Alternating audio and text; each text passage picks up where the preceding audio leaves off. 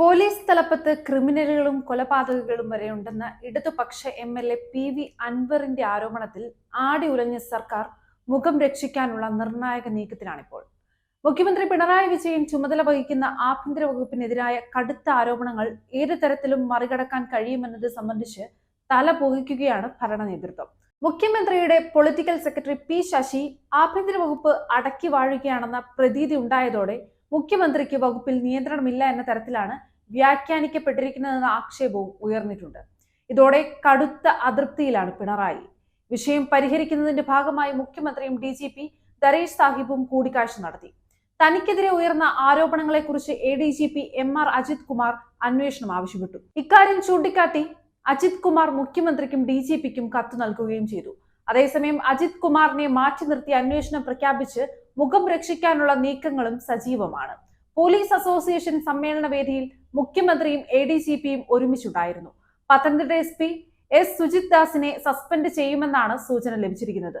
CPM-ലെ ഒരു വിഭാഗത്തിന്റെ പിൻബലത്തോടെയാണ് P ശശിക്കും ആഭ്യന്തര വകുപ്പിനും എതിരായി PV അൻവർ രംഗത്തെത്തിയിരിക്കുന്നതെന്നാണ് സൂചന. പാർട്ടിക്ക് അതീതരായി വളരാൻ ആരെയും അനുവദിക്കില്ലെന്ന് കഴിഞ്ഞ ദിവസം CPM സംസ്ഥാന സെക്രട്ടറി MV ഗോവിന്ദൻ പറഞ്ഞിരുന്നു. ഇതിന് പിന്നാലെയാണ് വിവാദങ്ങൾ ഒന്നൊന്നായി വന്നിരിക്കുന്നത്. ഈ സാഹചര്യത്തിൽ ശക്തമായ നടപടികൾ ഉണ്ടാകുമെന്ന് ഏറെക്കുറെ ഉറപ്പായിരിക്കുകയാണ്. പാർലമെന്റ് തെരഞ്ഞെടുപ്പിലെ പരാജയത്തിന് പിന്നാലെ തിരുത്തൽ നടപടികൾ സ്വീകരിക്കുമെന്ന് പാർട്ടി അറിയിച്ചിരുന്നു. തുടർന്ന് പല വിഷയങ്ങളിലും സർക്കാരിനെ നിയന്ത്രിക്കുന്ന നടപടികളാണ് പാർട്ടിയുടെ ഭാഗത്തു നിന്ന് ഉണ്ടായിരിക്കുന്നത്. ഇടതുപക്ഷ MLA തന്നെ ഉയർത്തിയ ആരോപണങ്ങൾ ഏറെ ഗൗരവത്തോടെ പരിഗണിക്കാമെന്ന നിലപാടിലാണ് പാർട്ടി. പിണറായിയുടെ പ്രതിച്ഛായയ്ക്ക് കോട്ടം തട്ടാതെ അൻവറിനെ പിണക്കാതെയുള്ള പരിഹാരമാണ് പാർട്ടിയും സർക്കാരും തലപുകഞ്ഞ് ആലോചിക്കുന്നത്. PV അൻവറിന്റെ ആരോപണങ്ങൾ ഇനി പറയുന്നതാണ്. ADGP അജിത് കുമാർ കൊടും ക്രിമിനലാണ്. ദാവൂദ് ഇബ്രാഹിം ആണോ റോൾ മോഡൽ എന്ന് സംശയം തോന്നും. ADGP സൈബർ സെല്ലിനെ ഉപയോഗിച്ച് മന്ത്രിമാരുടെയും പ്രമുഖ രാഷ്ട്രീയ പ്രവർത്തകരുടെയും മാധ്യമ പ്രവർത്തകരുടെയും ഫോൺ ചോർത്തി. ഇതിന് മാത്രമായി ഒരു IPS ഉദ്യോഗസ്ഥനെ സൈബർ സെല്ലിൽ നിയോഗിച്ചു.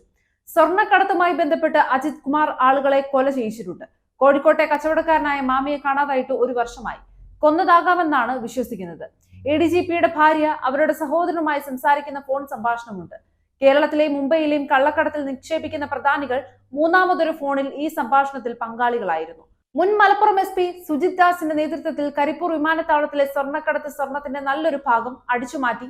നേരത്തെ കസ്റ്റംസിൽ ജോലി ചെയ്തിരുന്ന സുജിത് ദാസ് ആ ബന്ധം ഇതിനായി ഉപയോഗപ്പെടുത്തി. CCTV ഉള്ളതുകൊണ്ട് കസ്റ്റംസ് പിടിക്കുന്ന സ്വർണത്തിൽ തിരിമറി നടത്താനാവില്ല. അതിനാൽ സ്വർണം ശ്രദ്ധയിൽപ്പെട്ടാലും കാരിയർമാരെ പിടികൂടാതെ കസ്റ്റംസ് സുജിത് ദാസിന് വിവരം കൈമാറും. SP-ക്ക് കീഴിലുള്ള അന്വേഷണ സംഘമായ ഡാൻസാഫിനെ ഉപയോഗിച്ച് സ്വർണം പിടികൂടും.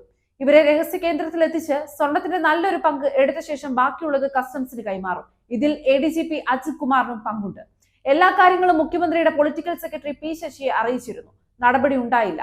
ഉത്തരവാദിത്വം നിറവേറ്റുന്നതിൽ ശശി പൂർണ്ണമായും പരാജയപ്പെട്ടു. കുറ്റകൃത്യങ്ങൾ അദ്ദേഹത്തിന് പങ്കുണ്ടോ എന്നും പാർട്ടി അന്വേഷിക്കട്ടെ. പിതാവിന്റെ സ്ഥാനത്താണ് മുഖ്യമന്ത്രിയെ കാണുന്നത്. വിശ്വസ്തർ തന്നെ അദ്ദേഹത്തെ കുഴിയിൽ ചാടിക്കാൻ ശ്രമിക്കുമ്പോൾ മകൻ ചെയ്യുന്നതുപോലെ കടമ നിർവഹിക്കുകയാണ്. വിശദാംശങ്ങൾ മുഖ്യമന്ത്രിക്ക് കൈമാറും. ആഭ്യന്തര വകുപ്പ് നടപടി എടുത്തില്ലെങ്കിൽ നിയമ നടപടി സ്വീകരിക്കും. പല പോലീസ് ഓഫീസർമാരുടെയും ഫോൺ ചോർത്തിയിട്ടുണ്ട്. തെളിവുകൾ ശേഖരിക്കാനായി കുറെ പണം ചിലവാക്കി. ദേശദ്രോഹികളെ തുറന്നു കാട്ടാൻ ഇതല്ലാതെ വേറെ വഴിയില്ല. ഇതൊക്കെയാണ് PV അൻവർ മുഖ്യമന്ത്രിക്ക് നേരെ ഉയർത്തിയിരിക്കുന്ന ആരോപണം.